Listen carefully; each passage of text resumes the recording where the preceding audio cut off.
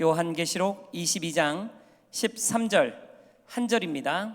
우리 다 같이 13절 한 절을 한 목소리로 읽겠습니다. 시작. 나는 알파와 오메가요 처음과 마지막이요 시작과 마침이라. 아멘. 오늘 우리 교회가 딱 설립된 지 50주년, 지난 17일이 50주년이었어요. 16일인데, 그리고 2주째, 그리고 오늘 제가 사실은 왜 이 날을 잡았느냐 하면, 제가 40년도 4월, 90년도 죄송합니다. 90년 4월 5일 우리 교회 부임을 하고 2달 동안 성도들의 가정을 다 신방을 했어요. 성도들의 가정을 제가 최대한 머리를 짜내서 성도들의 자녀들의 이름까지 다 기억하고, 숟가락에 몇 간지는 내가 가서 일일이 파악하고 들춰내지는 않았지만, 그래도 이 가정이 어떤 가정이다 하는 것까지는 제가 기도하면서 가정에서 머물고 또 대화하면서 최대한 알았어요. 그리고 2달이 지난 후에 1990년 5월 30일입니다. 어제 날짜가 되겠죠?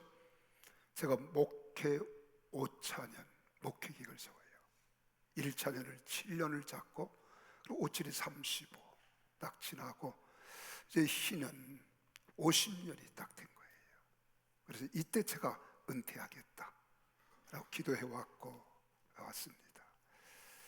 어쨌든 오늘 설교를 이제 이렇게 한다 보니까 잠이 안 와요.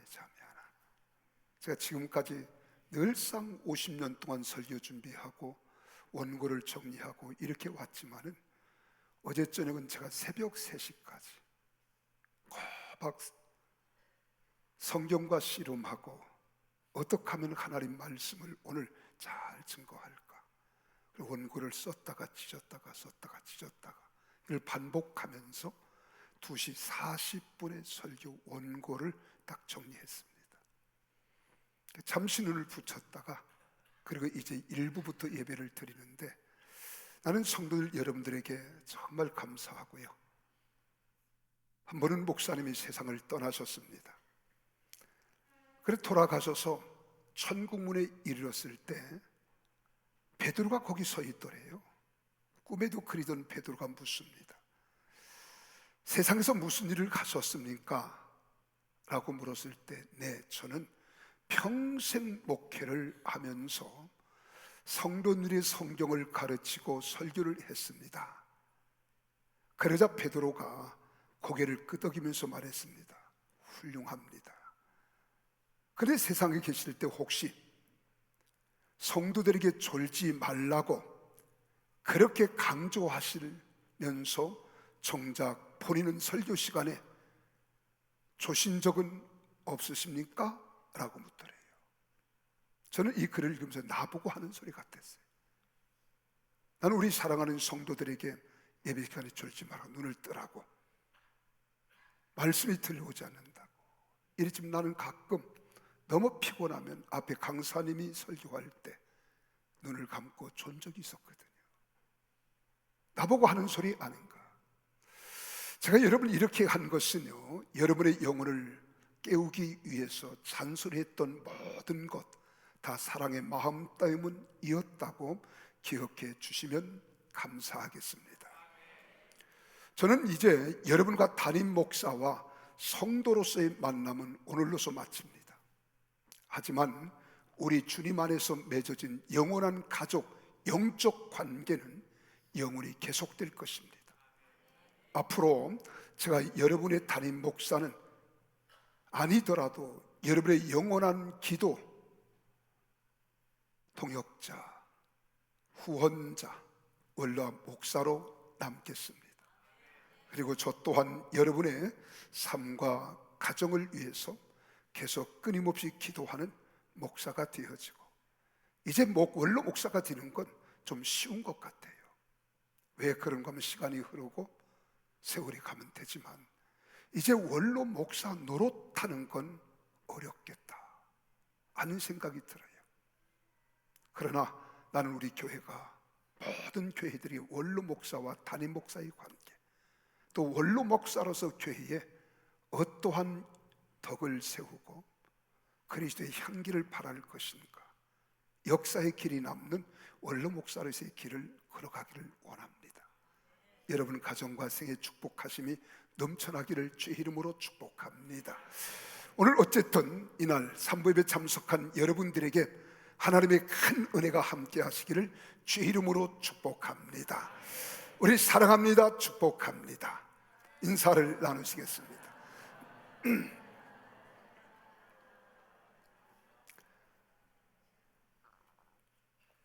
오른손에 7뼈를 붙들고 7금초대 사이를 다니시는 우리 주님이 이 자리에 계심을 믿으시면 아멘 하십시다.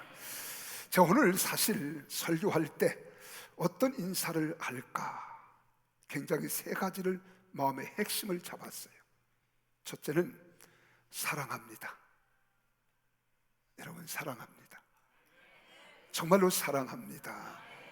안 믿어지는 것 같아요. 사랑합니다.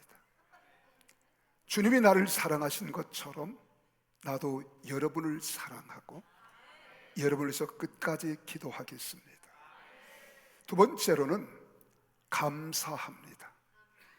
왜 감사한고 하면은 내가 하나님의 사람으로 구원받아 자녀된 것도 감사한데, 목사로서 또 전도사로서 신학생으로서 목회 사역 50년, 우리 평택 순복음교회 36년 동안 섬기는 가운데 은혜 베풀으신 하나님께 감사하고, 36년 동안 참 부족하고 연약하게 짝이 없는 이 목사의 설교를 들어준 여러분이 너무너무 감사한 거예요. 그래서 저는 여러분에게 감사합니다 라고 전하고 싶고요. 마지막 하나 더 말씀을 드리면 나는 참 행복했습니다. 여러분 믿을지 안 믿을지 모르겠지만은 정말 저는 행복했어요. 우리 며느리가 늘 전화하면 아빠, 아니 아빠, 어느 때는 아빠라 그래요. 시아버지지만 또 아버님 이러기도 합니다.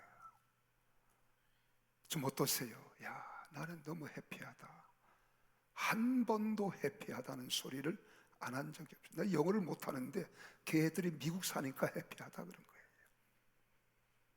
그 아버님은 항상 그렇게 행복하다고만 하세요. 아, 내가 행복하니까. 행복한 이유가 있습니다. 여러분 제가 1976년 9월부터 신학교 1학년 2학기 때부터 교육 전도사를 했습니다. 왜 그런가 하면은 그 당시는 교육자들이 부족했어요. 그래서 교육 전도사로 시작해서 군대에서도 군중 사병으로, 그리고 사병으로서는 참 어려운 성전 건축을 하고, 보안 교육대에서는 첫 예배를 시도하기도 하고요. 향로봉 고지에 막사를 개조해서 교회를 건축하고, 나중에 제대할 때에는 성전 건축을 시작하는 거예요. 그래 오죽하면 제가 군대 6개월만 더 연장 복무를 신청했더니 육군 본부에서 6개월은 안 된대요. 1년은 된대. 내가 미쳤습니까? 1년을 더 하게. 그래서 제가 제대해서 이제 이 교회가 1980년 6월 6일에 봉헌을 합니다. 그리고 나서 제가 바로 몇 개월 신학을 다시 복학을 하고, 제 소원은 농부의 아들로 태어나서 나는 빚을 갚는 것이 내 소원이었어요. 늘 빚을 지고는 제가 못 살아요. 우리 아버지 늘 교훈이 그랬고요. 그래서 시골교회에서 제가 자라서 시골교회에서 봉사했는데 은혜가 너무 크잖아요. 그게 삼정 순복음교회예요. 그래서 저는 반드시 내가 목회를 시작할 때는, 단독 목회를 시작할 때는 내가 가장 어렵고 힘든 저 척박한 오지 시골에 가서 한 6, 7년 동안 목회를 하고 도시로 나와야겠다. 이게 늘 꿈이었어요.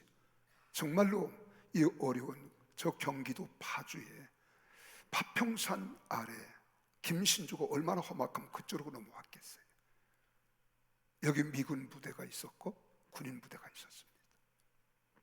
여기서 제가 80년 1월에 부임을 해서 84년 5월 14일 날 사임을 하고 설에 와서 개척을 합니다.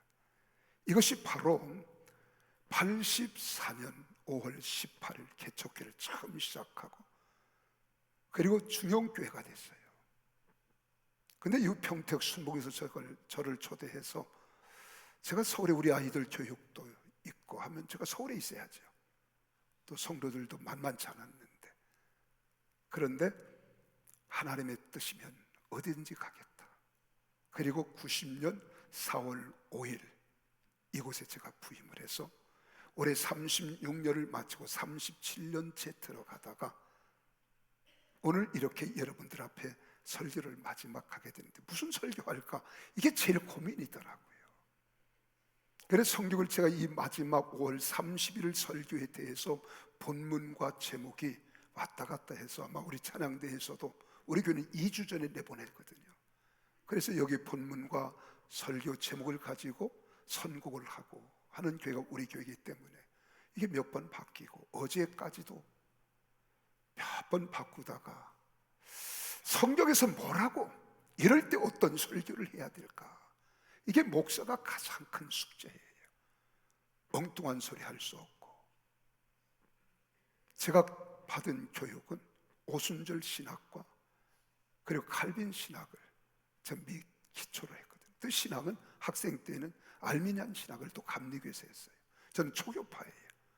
그러다 보니까 제가 순복음 신학을 하고 그리고 졸업을 맡아서 그리고 또 목회로 목사가 된 후에 장로교 총신을 또 하고 그리고 막 배우니까 그렇게 좋았어요.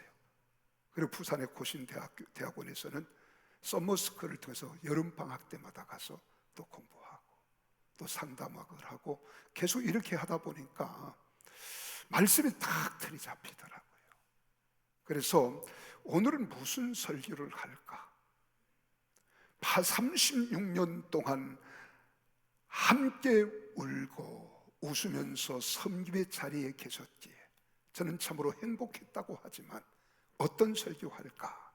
그래서 설교 제목을 여러 번 바꿔봤어요. 마지막 우리 주님이라면 어떻게 하실까?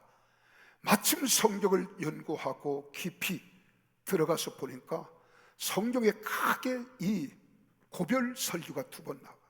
두 군데가 있다. 하나는 모세가 40년 광야교회 생활을 마치고 그리고 나서 그가 신명기 1장부터 34장까지가 다 고별 설교더라고요.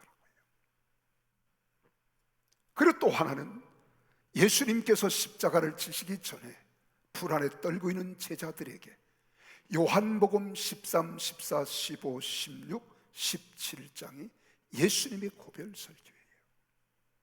그렇다면 예수님께서 오늘 이 자리에 계신다면 어떤 설교 제목을 하셨을까라고 고민이 생기는 거예요.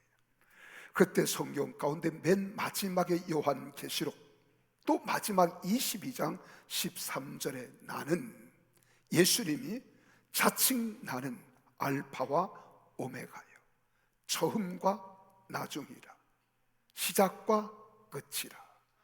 알파와 오메가 그리고 처음과 나중 시작과 끝 이 세 문장은 동일한 말입니다. 아주 동일한 거예요. 그래서 이 알파와 오메가라고 하는 말은 헬라어 알파벳의 첫 글자와 마지막 글자가 알파와 오메가입니다. 그리고 본문에서 언급한 이 짧은 한 절 속에 처음과 나중, 시작과 끝이라는 의미와 동일한 뜻을 가지고 있는 거예요. 이는 주로 구약에서 전능하신 하나님을 의미할 때 관용적 표현을 쓸 때에 나는 알파와 오메가라 이렇게 사용해요. 그래서 예수님 우리 하나님께서도 우리가 이사야서 44장이나 또 48장에 보면 나는 알파와 오메가다 알파와 오메가다 그랬는데 오늘 여기 요한계시록 21장 6절이나 오늘 여기 22장 13절에 예수님이 친히 그 말씀을 하시는 거예요. 나는 알파와 오메가다. 여러분, 그리스도에게도 이 표현을 지금 사용하고 있는 거예요. 여러분, 이는 우리 주님도 하나님과 동등한 권능을 지니신 만물의 창조주여 왕이시며 만유를 심판하실 재판장이라고 하는 거예요. 그러므로 그 누구도 비교할 수 없는 유일무이한 절대자이심을 온 천하에 선포하고 계시는 겁니다. 특별히 본문에서 우리 주님이 알파와 오메가라고 하는 사실을 강조하고 있는 것은요, 장차 있을 심판 때문이에요. 심판 때문에. 사람은 어떤 과정을 마치면 그 과정을 잘했는지 못했는지 테스트하는 시험이 있습니다. 학교에서도 한 학기를 마치면 학기말 시험이 있어요. 한 학년을 마치면 학년 말 고사가 있어요. 왜 합니까? 네가 잘 배웠는지 못 배웠는지, 잘 알고 있는지 못 알고 있는지, 너가 알고 있는 것에 대한 테스트예요. 여러분, 저는 36년 동안, 또 목회 50년 동안 우리 하나님 앞에서 내가 어떤 사람으로 비춰질까, 또 36년 동안 여러분들이 저에게서 말씀을 듣고 말씀을 배워왔는데, 여러분들이 주님 앞에서는 어떠한 사람으로 세워질 수 있을까? 저는 한번 시작한 것은 끝장을 보는 사람이기 때문에. 이번에 제자훈련도 아주 몇 주 남았어요. 근데 일주일에 2번씩 할 때도 있어요. 그리고 이번에 20기로 우리 김소현 집사님과 또 이명욱 집사님, 이들이 제자훈련을 마치고 오늘 간증하게 되는 거예요.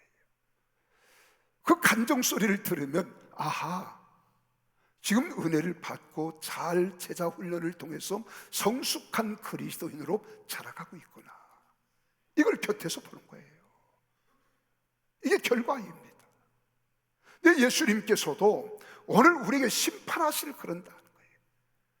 그래서 이 본문 내용에 나는 알파와 오메가라고 하는 말씀은 장차 주님께서 이 땅에 재림하실 때에 행위에 따라서 판단하신다는 거예요. 악한 일을 행한 자에게는 불무불에, 말씀대로 순종하는 자들에게 생명의 나라로 나아갈 수 있는 권세를 주시겠다는 거예요. 이때 내가 여러분들을 잘못 가르쳤다면, 또한 여러분들이 이 목사로부터 잘못 가르침을 받았고 나도 게으르고 나태하고 태만해서 내가 사명을 소홀히 했다면, 나도 주님 앞에서는 심판을 받을 것이고, 판단을 통해서 책망을 받을 사람인지 칭찬을 받을 사람인지 역력히 나타나는 거예요. 그러니까 여러분, 오늘 여러분들을 위로해드리고 격려해드리고 감사했습니다, 이 말씀으로 설교를 하고 싶지만은 그건 나는 양심이 아니더라고요. 왜 모세는 마지막까지 이렇게 설교했겠는가? 예수님께서는 마지막 최후에 이런 설교를 하셨겠는가? 나도 예수님을 닮아야 된다. 예수님이 하라고 하신 대로 성도들이 원하지 않을지라도, 좀 무거울지라도 하는 것이 목사가 걸어가야 할 길이다. 우리 고동굴 목사님이 이제 저를 그렇게 소개하는데, 저도 다른 강사들 오실 때는 그렇게 이야기하지만은 막상 내가 그런 입장에 처해 보니까 굉장히 쑥스러워요. 굉장히 이러다가 주님의 영광을 받으셔야 되는데 내가 가르치는 게 아닐까? 그럼 나는 주님 앞에 반역자가 되는 거예요. 이런 생각도 드는 거예요. 물론 우리 성도들은 고맙고 감사해서 그런 표현을 하고 그런 모습을 보여주셨지만, 그래서 제가 성경 창세기로부터 요한계시록을 구석구석 뒤져보는 거예요. 그런데 고별 설교를 크게 2가지로 나누는데, 하나는 구약의 한 편이 있고요, 하나는 신약에 있더라고요. 구약에서는 모세의 마지막 고별 설교는 이 신명기 1장에서 이 34장까지 3편의 설교로 이루어집니다. 원래 신명기라고 하는 말은, 신자는 거듭신자예요. 거듭신자. 이 명자는 목숨 명자를 사용하는 거예요. 그래, 하나님의 명령을 다시 뒤풀이해서 전한다는 의미를 가지고 있는 거예요.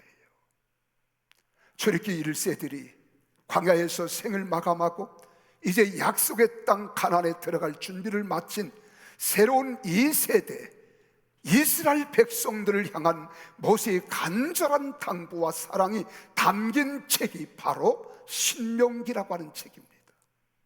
1장에서 34장까지 이 말씀의 핵심을 딱 정리한다면, 하나님 말씀에 순종하면 축복을 받고 하나님 말씀에 불순종하면 저주받는다는 거예요. 이게 고별설교예요.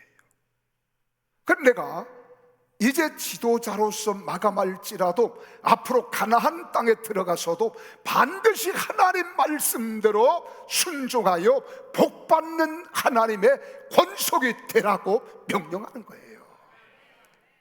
오늘 저도 그런 부탁을 하고 싶더라고요. 그래서 신명기서는 단순한 역사적 기록을 넘어서 새로운 세대가 가나안 이방 문화 속에서도 정체성을 잃지 않도록 영적 무장을 시키는 중요한 지침서 역할을 하는 것이 신명기입니다. 이 신명기를 내용을 분해하면 첫 번째 설교는 1장에서 4장까지가 첫 번째 설교예요. 광야 40년의 과거를 회고하면서 하나님의 은혜를 잊지 말고 기억하라. 이게 1장에서 4장이에요. 두 번째로 5장에서 26장까지는 10계명을 재강조합니다. 그리고 가나안 땅에서 지킬 율법을 구체적으로 적용해서 살라는 거예요. 그리고 27장에서 마지막 34장까지는 언약을 갱신하고 가나안 입성 후에 미래의 축복, 저주를 경고하고 있습니다. 너희가 하나님 말씀대로 살면 축복을 받지만 하나님 말씀을 등지고 외면하고 불순종하면 저주가 임한다는 거예요. 그래서 모세는 이 설교를 통해서 이스라엘 백성들이 광야에서 겪었던 실패를 거울 삼고 약속의 땅에서는 우상 숭배에 제발 빠지지 말고 오직 하나님을 섬기도록 강력하게 권고하고 있는 말씀이 바로 신명기입니다. 오직 한 분이신 하나님만 마음과 뜻과 힘과 목숨을 다하여 전심으로 사랑할 것을 명령하는 겁니다. 그러니까 과거에 베푸신 구원의 은혜를 잊지 말라는 거예요. 매일매일 삶 속에서 말씀에 순종하는 삶을 강조하는 거예요. 그런데 너희 앞에 선택할 자유, 의지를 주었다는 거예요. 생명과 사망이 내 앞에 있다. 네가 생명을 선택할래? 사망을 선택할래? 복을 선택할래? 화를 선택할래? 이걸 촉구하는 거예요. 그러니까 이 말씀은 마지막 순간까지 모세는 백성들을 향한 사랑, 걱정으로 율법을 강론하면서 모세의 모습에서 무엇을 발견하느냐? 이 마지막 시간 우리 아내가 당부를 하더라고요. 여보, 무거운 설교하지 마. 오늘은 가볍게 격려해주고 위로해주고. 제가 하나님께 몇 번 물어봤어요. 아내의 말을 들어야 됩니까? 말아야 됩니까? 그때 주님의 음성이 내게 이렇게 들려와요. 네가 설교 패턴만 조금 더 바꿔라. 네가 하고자 하는 것은 성경대로 하되 조금 패턴만 바꿔라. 이 모세가 얼마나 이 이스라엘 백성들을 사랑했는지, 그 사랑했기 때문에 우리를 향하시는 하나님의 끝없는 사랑, 이것이다. 이제 느부산에서 마지막 인생을 하나님의 부름을 받고 이제 여러분 후계자인 여호수아에게 모든 것들을 넘겨주고 하나님의 부름을 받는 모세. 그러나 하나님이 나를 사랑한 것처럼 나도 여러분을 사랑하고 여러분들 그다지 우리의 생명은 내일을 모르잖아요. 여러분들이 나보다 먼저 가는지 내가 먼저 가는지 누구도 알 수 없습니다. 그러나 분명한 것은 하나님께서 나를 부르셨을 때 우리 주님 앞에 서는 그날에 잘했다 칭찬받을 수 있고 하나님 앞에 옳다 인정을 받을 수 있으며 여러분 머리마다 면류관으로 가득 시움 받을 수 있는 성도들이 되는 것, 이것이 바로 목사의 소망입니다. 그렇게 살기 싫은 모양에 아멘을 이웃따위로 하는 거 보니까 나는 다 그렇게 되기를 주 이름으로 축복합니다. 그래서 신명기 8장 1절에서 20절까지는 신명기 34장과 전체를 인단원에서요 요약해 놓은 거예요. 그래 신명기 8장 2절에 보면 그런 말씀이 기록되어 있습니다. 내 하나님 여호와께서 이 40년 동안에 내게 광야길을 걷게 하신 것을 기억하라. 너를 낮추시며 너를 시험하사 내 마음이 어떠한지 그 명령을 지키는지 지키지 않는지 알려고 주님이 광야 40년을 살게 했다는 거예요. 이 광야라고 하는 말을 히브리 언어로 미드바르, 그래서 미드바르, 이 미라고 하는 것은 무엇과 함께, 이 말은 무엇과 함께. 드바르라고 하는 말은 말씀이라는 말이에요. 그리고 광야 생활은 말씀과 함께 생활하는 이 광야인데 네가 말씀대로 순종하는지 아니하는지 우리 주님이 그것 보시려고 16일 내지 40일이면 여러분 간단하게 가나안 땅에 갈 수 있는 것을 40년을 거쳐서 가나안 생활을 하게 하는 거예요. 순종하는 사람인지 아닌지.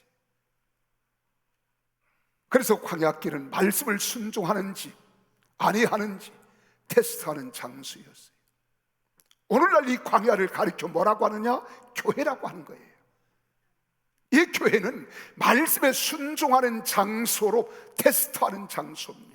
왜요? 사도행전 7장 38절에 보면 스데반 집사님이 설교할 때 그런 설교합니다. 시내산에서 말하던 그 천사와 우리 조상들과 함께 광야교회에 있었고, 그래서 광야교회 또 살아있는 말씀을 받아 우리에게 주던 자가 이 사람이라, 모세라, 이 말이에요. 이 광야는 오늘날로 말하면 우리 교회 평택순복음교회라, 이 말입니다. 그리고 이 광야교회는 세 가지입니다. 첫째는 이 교회 생활을 통해서 내 멋대로 사는 게 아니에요. 내가 세상에 내 멋대로 살고 내 멋대로 나는 자라왔던 사람이잖아. 인격도 내 자아도 모든 것이 정욕과 안목과 자락을 쫓던 우리들이란 말이에요. 근데 교회 생활을 통해서 이 교회 생활은 광야 생활이기 때문에 여기서 나를 낮추는 훈련을 하는 거예요. 낮추는 훈련. 그래서 우리는 신명기 8장 2절에 그 말입니다. 너를 낮추시고 겸손한 자로 만들어가는 거예요. 우리 신앙의 가장 궁극적인 목적은 겸손한 자가 되는 거예요. 겸손의 사람이 되는 거예요. 이게 예수님을 닮아가는 거예요. 그래 예수님께서 마태복음 11장 28절에 수고하고 무거운 짐진 자들아 다 내게로 오라 내가 너희를 쉬게 하라. 나는 마음이 온유하고 겸손하니. 예수님 마음이 겸손해요. 오늘 우리의 신앙의 모델은 누구냐? 예수 그리스도. 예수 그리스도는 겸손의 대명사예요. 그래 우리도 예수만 닮아가면 되는 거예요.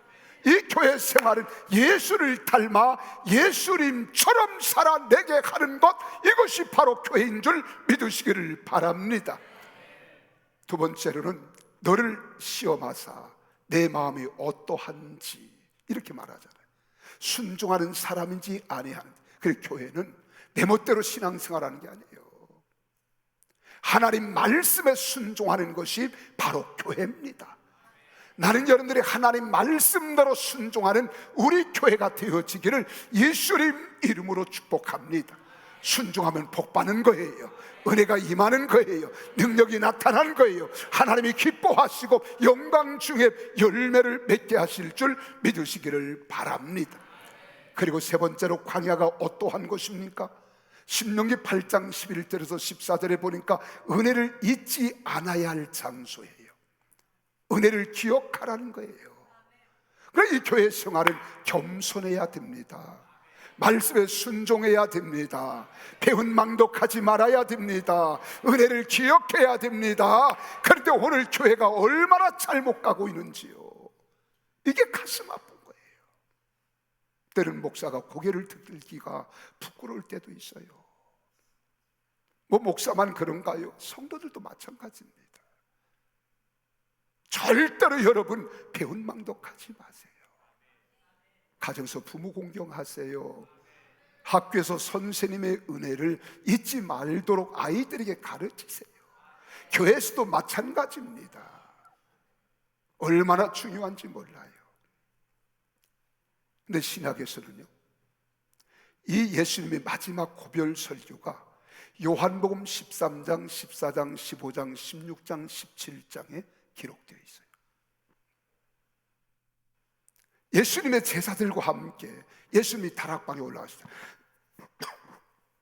그리고 최후의 만찬을 가시면서 주님이 말씀하신, 내가 십자가에 죽었다가 다시 살아나야 하리라. 이 말씀을 할 때 제자들은 죽음을 준비시키는 거예요. 그리고 이 말을 들었던 제자들이 근심에 잠깁니다.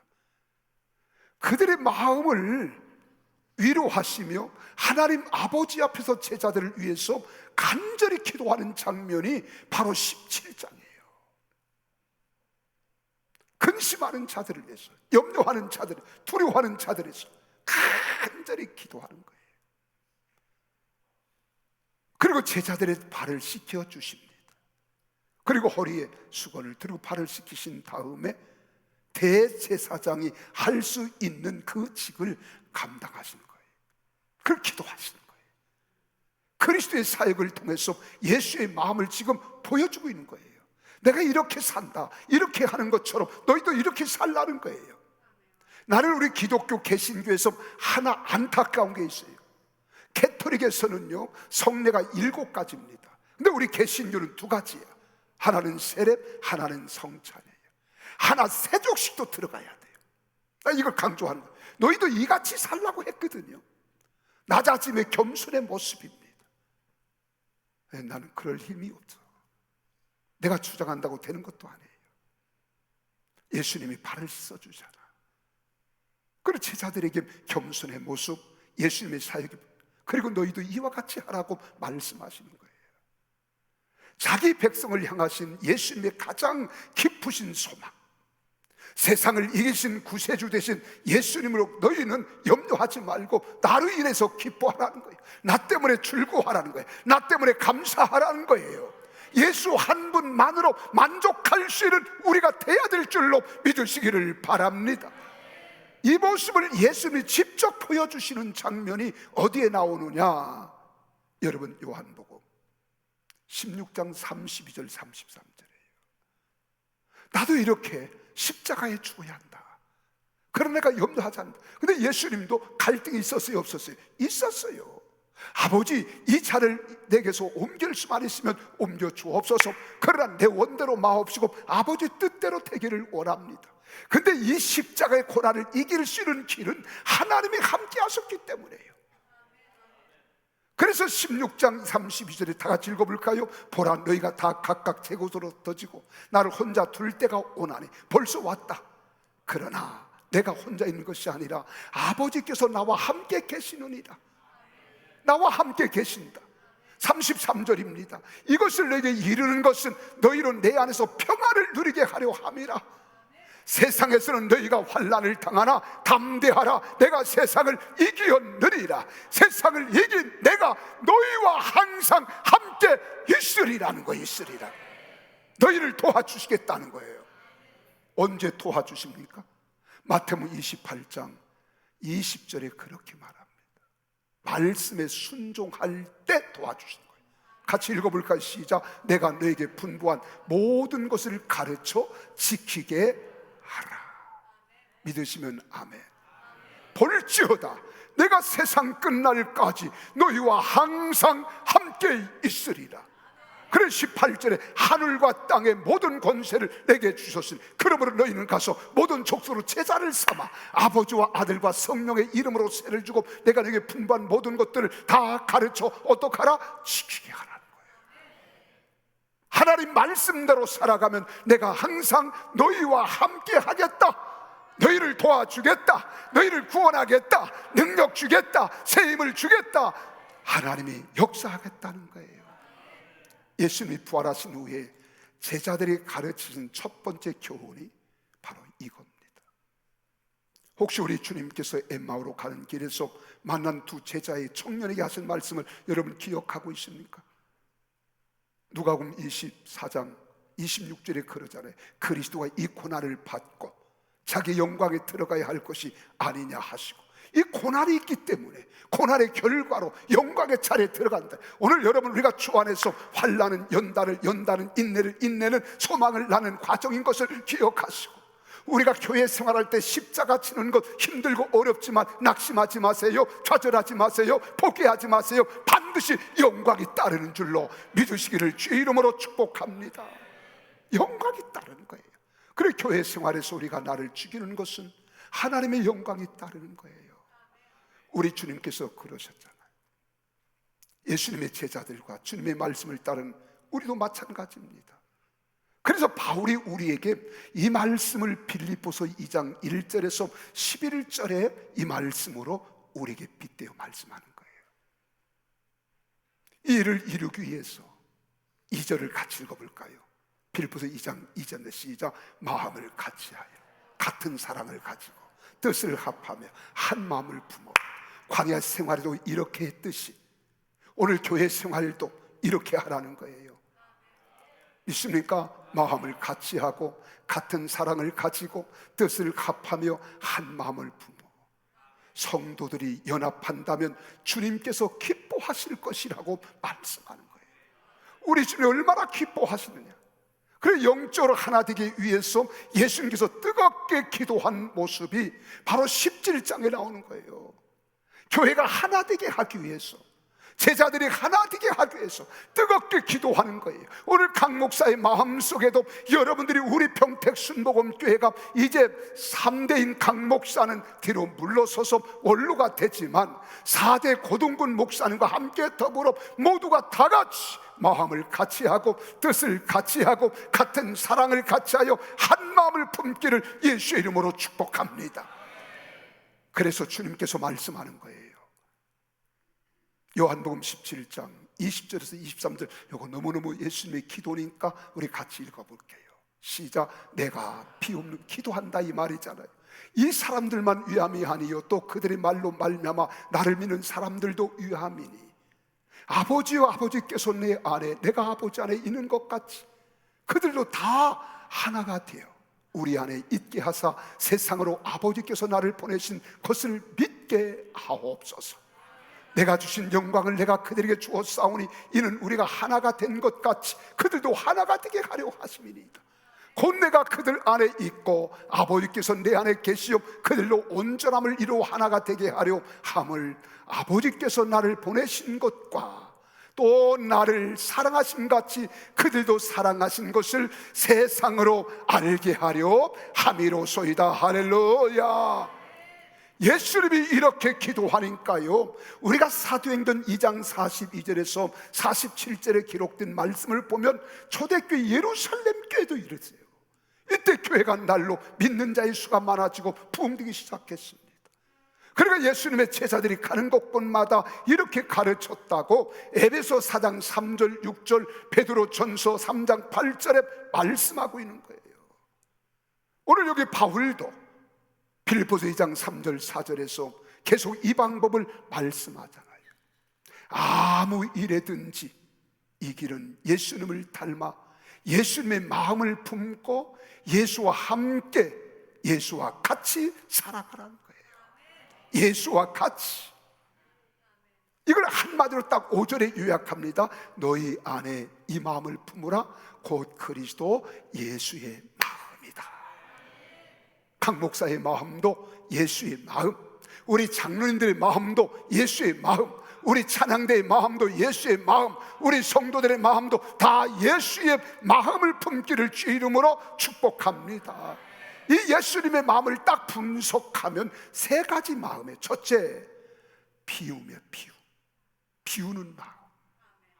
빌립보서 2장 6절 7절을 보세요. 그런 근본 하나님의 본체시나 하나님과 동동됨을 취할 것으로 여기지 아니하시고 오히려 자기를 어떻게 했어요? 비웠다. 그래 종의 형체를 가졌다. 자기를 비우는 거예요. 오늘 세상 것, 정욕, 안목, 사랑 이런 것들로 가득 찬 내 마음을 비워야 되는 거예요. 예수의 마음을 품어야 되는 거예요. 예수의 마음을 품고 살아가는 예수 닮은 우리 성도들이 다 되시기를 바랍니다. 두 번째는 낮추는 마음이에요. 여러분 2장 8절을 보세요. 사람의 모양으로 나타나서 자기를 낮추시고, 자기를 낮췄다. 자기를 낮췄다는 낮아짐이에요. 이게 겸손 아니겠어요? 세 번째로는 복종하는 마음이에요. 2장 8절에 보니까 죽기까지 복종하셨으니 그 십자가에 죽으십니다. 그래서 교회 안에 평화를 위하여, 하나 되기 위하여 나를 죽이는 작업을 하는 거예요. 그래 죽고자 하는 자는 살고, 살고자 하는 자는 죽는 거예요. 자기를 비우는 우리 성도들이 다 되시기를 주의 이름으로 축복합니다. 그래서 예수님이 이렇게 우리의 삶의 모델이 되어주셨으니 우리도 예수님의 제자, 예수님을 따르는 거룩한 성도라면 이렇게 살아야 된다 이 말입니다. 그래야 할 때 하나님께서 영광을 돌리는 삶을 살아내서 주님이 기뻐하는 교회, 주님이 기뻐하는 성도가 다 될 줄로 믿으시기를 바랍니다. 그래서 교회 안에 보면은요, 교회는 세 가지 종류의 사람으로 나눌 수 있어요. 또 교회도 세 가지 종류의 교회로 나눌 수 있어요. 여러분 성경에서 이 7이라는 숫자는 완전 숫자입니다. 온전 숫자. 그래서 7은 7교회는 모든 교회를 말하는 거예요. 그래서 요한계시록 2장 3절에 보면 7교회가 나오잖아요. 여기 보면 칭찬만 듣는 교회가 있어요. 책망만 듣는 교회가 있어요. 또 칭찬도 듣고 책망도 듣는 교회도 있어요. 여러분이 칭찬 듣는 교회 되기를 원하십니까? 책망 듣는 교회가 되기를 원하십니까? 욕심 가지고. 그런데 보세요, 칭찬도 듣지만 책망 받을 것도 있어요. 거의 대다수가 이 사람들이 많아요. 그래서 우리가 소아시아 7교회 보면은 여러분 칭찬만 받는 교회는 2교회입니다. 서문학교회, 필라델피아 교회. 책망만 받는 교회는 라우디게아 교회 하나예요. 나머지 4교회는 칭찬도 받고 책망도 받아요. 나는 여러분들 개인적으로 다 칭찬만 있기를 바랍니다. 책망은 싹 물러가게 해야 돼요. 그런데 여기서 한 가지 우리가 공통점이 있다는 거예요. 내가 그렇게 살아갈 수 있느냐는 거예요. 그렇게 못 산다는 거예요. 우리는 절대로 그렇게 못 삽니다. 그래서 하나님께서 예수님을 통하여 이 땅에서 떠나실 때 간곡하게 부탁한 게 뭐냐?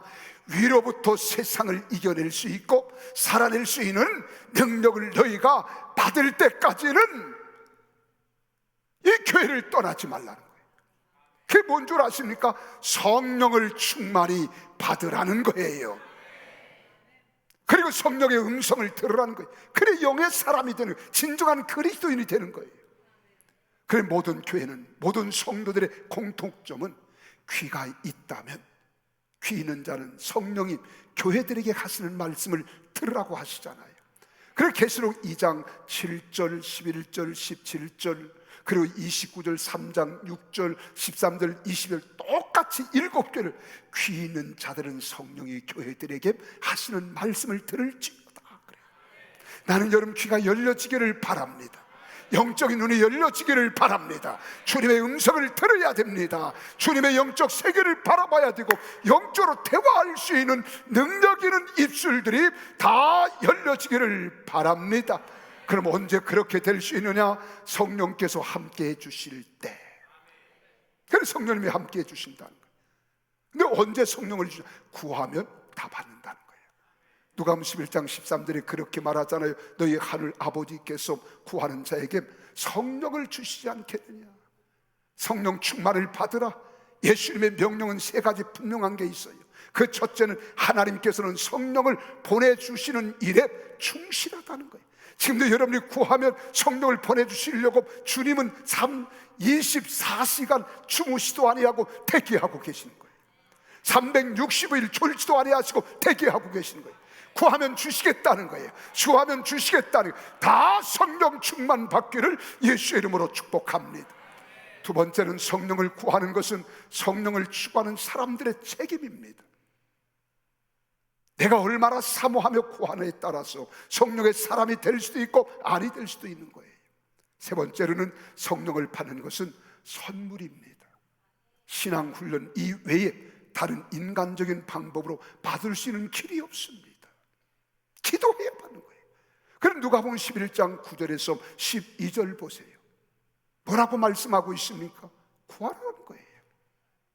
그리고 너희가 자식이 아비된 자에게 떡을 달라면 떡 대신에 돌을 줄 사람은 있겠습니까? 생선을 달라면 생선 대신에 뱀을 줄 자, 전갈을 줄 자가 어디 있겠느냐? 하물며 너희 하늘에 계신 아버지께서 너희 구하는 자들이 좋은 것 성령을 주시지 않겠느냐? 나는 하나님은 살아계십니다. 지금도 성령으로 역사하고 계십니다. 여러분 성령 주시려고 함께 하시는 줄 믿으시기를 주의 이름으로 축복합니다.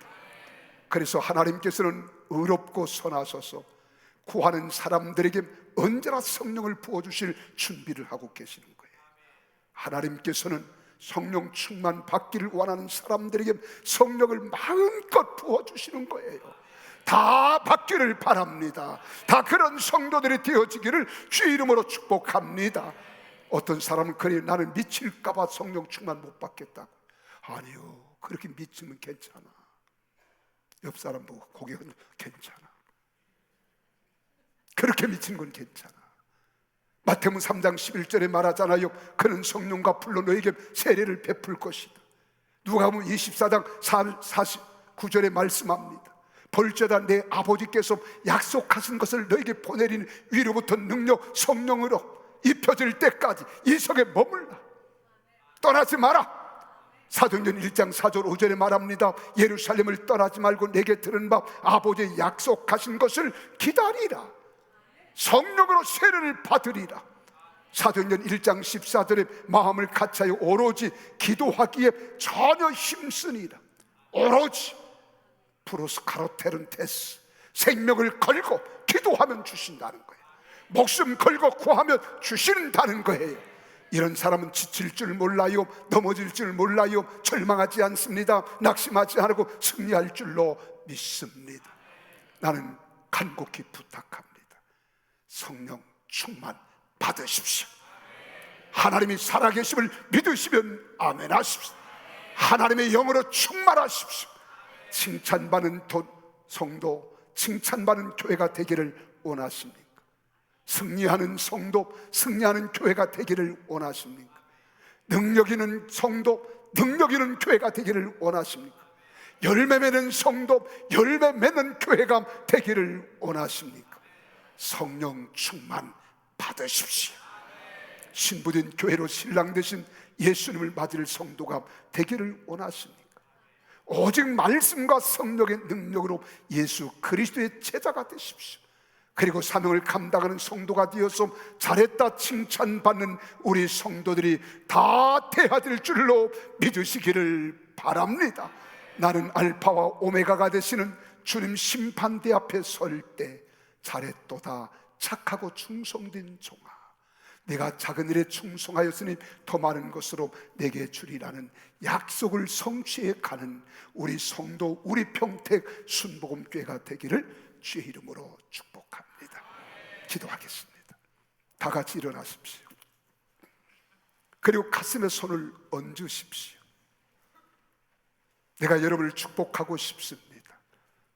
하나님, 우리 사랑하는 성도들이 겸손의 신앙, 나를 낮추는 신앙, 어떤 테스트가 있을지라도 내가 말씀을 순종하는지 아니하는지 여부를 물어보실 때 테스트에서 잘하였다, 착하고 충성된 종이라는 칭찬을 들을 수 있는 우리 성도들이 되게 하옵소서.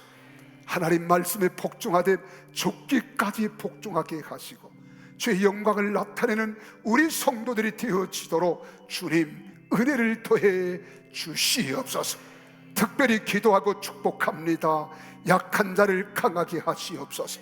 실패한 자들에게 반드시 승리하게 하여 주옵소서. 교만한 자들을 겸손하게 하여 주옵소서. 절망에 처한 자들에게 소망을 주시옵소서.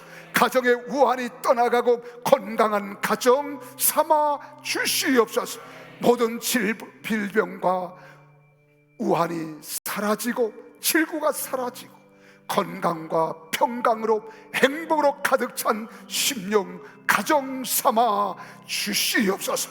내가 나서는 예수의 이름으로 선포하노니 가난은 떠나갈지어다, 저주도 떠나갈지어다, 불순종도 떠나갈지어다, 낙심과 좌절과 절망과 우울증도 떠나갈지어다. 가정의 우환과 개인 육체의 모든 질병, 정신적 영적인 질고도 예수의 이름으로 선포하노니 떠나갈지어다. 깨끗함을 받을지어다.